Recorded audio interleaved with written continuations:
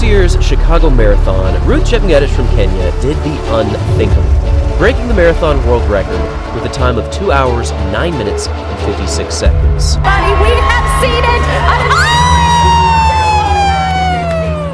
it! So Ruth Chepngetich ran a 2:09:56 at the Chicago Marathon. That is an average pace of 4:57 per mile for 26.2 miles. And there has been a lot of controversy or outrage for some reason about her breaking records. I'm definitely not gonna harp on that at all. You can watch several other videos where they're breaking down different theories. But for me, I just am in such awe that someone is able to hold that type of pace for that period of time. And honestly, smashing the 2:10 threshold that women have not smashed before is incredible. So there are headlines everywhere talking about why it was that she was able to break the record and smash through it with such vigor. And there are some people who are skeptical of her doping or whatever it may be. There are lots of theories as to why people think that Ruth was able to break this incredible record. I don't necessarily want to go too deep into that in this video, but a few different theories that I found to be very interesting why women have been progressing faster in the marathon than men have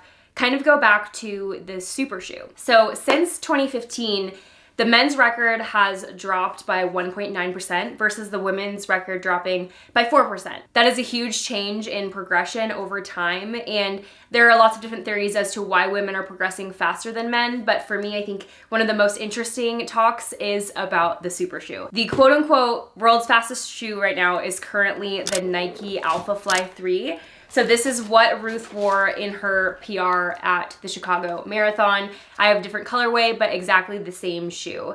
And the thought process behind this theory is that women have been able to progress faster than men with the super shoe and this specific super shoe because of the amount of steps that they're able to take within a marathon. Women in general have shorter gait, which means they take more steps per marathon or per mile than the average male. So they're getting more out of the shoe than male counterparts. In general as well, being a lighter runner with this type of shoe, you are going to get more benefit out of it as well. Those are the different theories about the shoe itself, but let's get into the Alphafly 3. So the specs of the Alphafly, this is going off of a women's 8. I am not a women's 8, but these are the specs for a women's 8. So we have 174 grams, and in general, the Alphafly 3 is significantly lighter than the Alphafly 2 due to the Zoom X foam. So you're getting a lighter shoe with the same sort of propulsion. We have a completely carbon plate throughout the entire base of the shoe. This is the fly plate that you're seeing on the bottom. In addition to that, you have the Air Zoom pockets that allow for propulsion. With the Zoom X foam as well, we have a fully connected Zoom X midsole and outsole. They've also extended and made the fly plate wider in the base as well, so we're not getting as much narrow of a carbon plate on the bottom, so you're gonna have more benefit. This is actually gonna be more suitable for more types of feet and more runners than the Alphafly 2. That's in theory. I will say, trying these out on the track myself, I found them to be incredibly comfortable right out the gate, but then also definitely allow you to run on your forefoot and your midfoot with a lot of propulsion. If you are a heel striker, so if you are someone who lands with your heel first, you are not gonna get the benefit out of this shoe. I will say, like, if you are a heel striker, just pass on this shoe 100% if you are a marathoner or half marathoner. It's just not gonna be beneficial for you and your gait. But if you're someone who does land on the midfoot or the forefoot, this is gonna allow you to get the most out of the shoe. You're going to feel the propulsion forward. You will get the benefits of the Air Zoom pocket, and just in general, you will feel very, very fast. I will say, in comparison to the Vaporfly, which I do have, these are significantly more cushioned, and also I felt like a lot faster as well. Some people have reviewed the Vaporflies saying that because they're so much lighter, you're able to get more out of them. For me, they felt incredibly flimsy and not very supportive, especially in longer distances. I raced Ironmans in them, and I felt like these were more supportive. In general, I feel like the knitting of the uppers is more supportive. The heel is more supportive. I'm not getting as much gapping in the actual ankle support as I was in the Vaporfly. So for me, this is definitely a shoe that I would pick over the Vaporflies for a half marathon, for a marathon race, et cetera, et cetera. Just to make sure that this is super clear as well, this is a carbon plated shoe. This is literally meant for a race shoe or a speed day shoe. But other than for those purposes, this is not going to be your everyday trainer. This is not going to be something that you want to run in all the time, just due to the fact that it's not really meant to withstand lots of miles. There are many reviews on the Alphafly and the Vaporfly about them not lasting very long, but in reality, this is not meant to last you very long, which is why it is not a trainer. It is simply a racing shoe.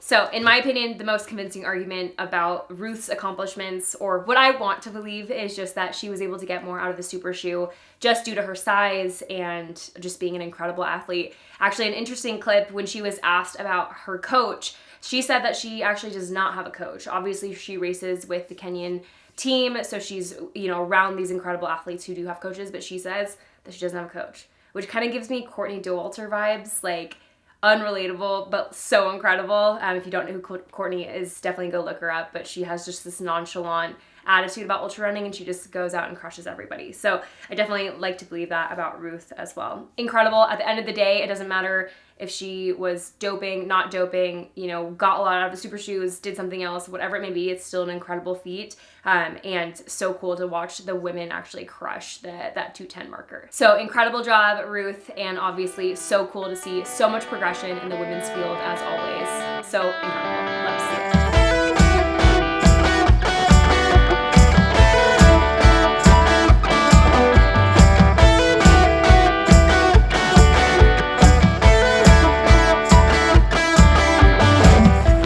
Warm up right now. Got the Alphaflies on. I'm really nervous. I don't know why. This is silly. I feel like I get nervous with like personal things like this, so I'm feeling it right now for some reason, but you guys will love me whether I feel it or not. But let's see. Let's see how this goes.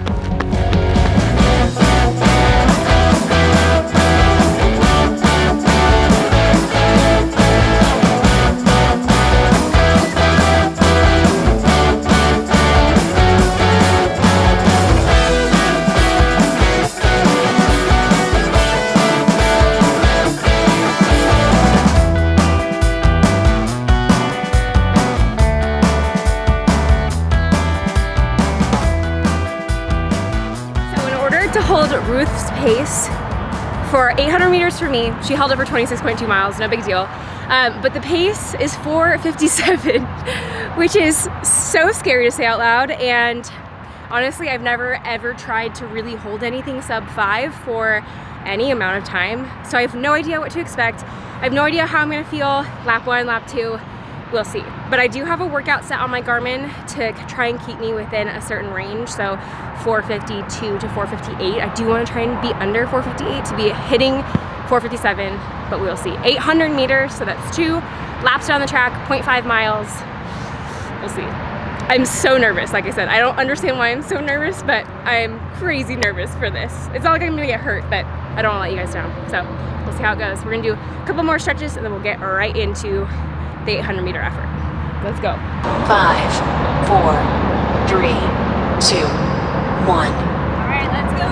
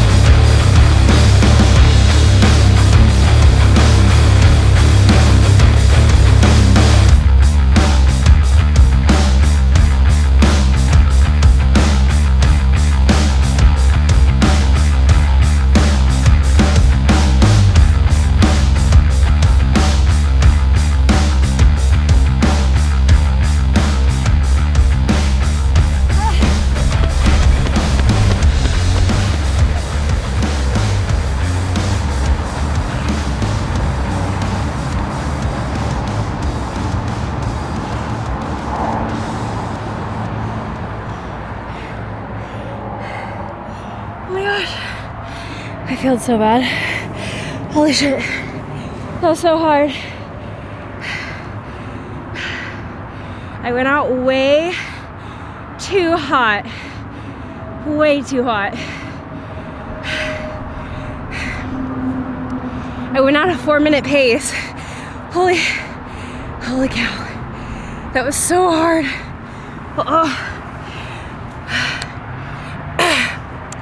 We are at elevation. Not to give myself too much credit, Holy cow. That was so hard.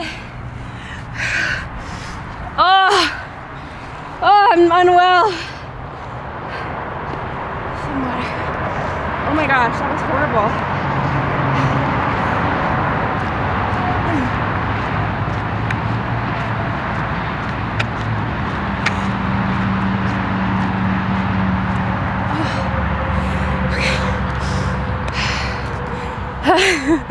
That was so bad. This is what. Oh my gosh. I really feel like I damaged myself. Like, I literally feel like I damaged my lungs.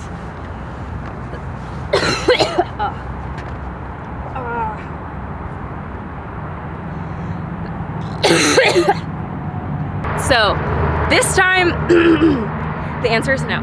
I was not successful in holding world record pace for 800 meters, which makes it even crazier that Ruth was able to hold this for 26.2 miles. Clearly I'm dying, I cannot believe that. There are some factors definitely that come into play here. For one, I'm not an Olympian. For two, we are at 45, 50-ish elevation. And I probably could have done a better warm-up, but I'm not gonna make any excuses for myself. I was not successful in this attempt.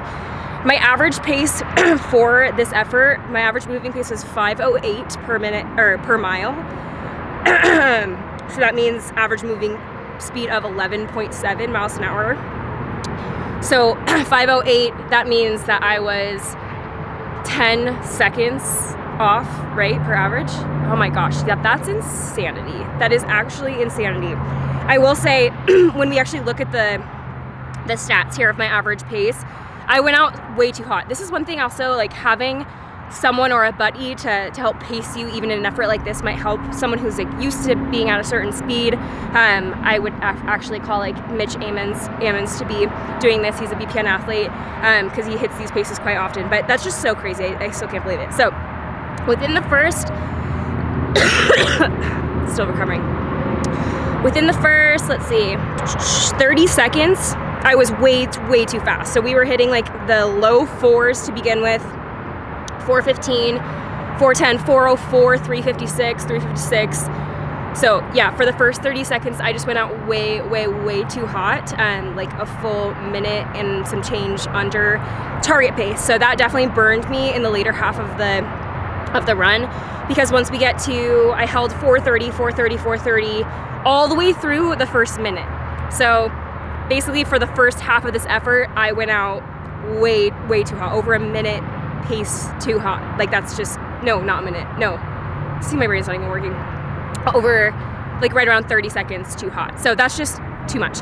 And then we move in to the second half of the effort and we dropped way below where we needed to be for target pace. So if that's not just evidence of how incredible it is that she held that, I don't know what is. Whoa.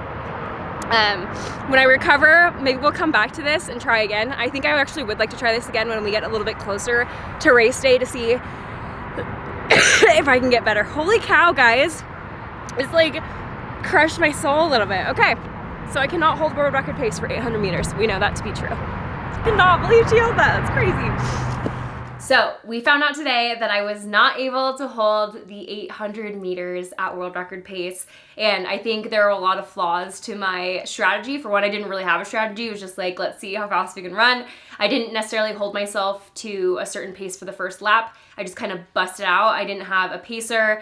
Didn't really have an idea of how even like a 4:57 would feel on my body. So I just went out way too hot. So we will see kind of how things progress and if I'm able to kind of switch it up and maybe hit that in the future for a future goal. But in general, the shoes felt really good on my feet. I felt like I was getting a lot out of the super shoe itself.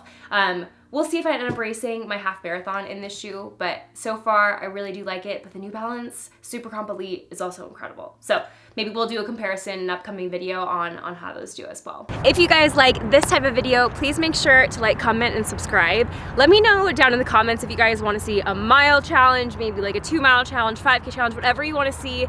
Let me know in the comments below, and then let me know if you want us to do a redo to see if maybe we can hit this in the future. But thank you for watching. I appreciate you guys spending your time here and supporting the channel as always. I will catch you guys in the next video. Stay unbreakable.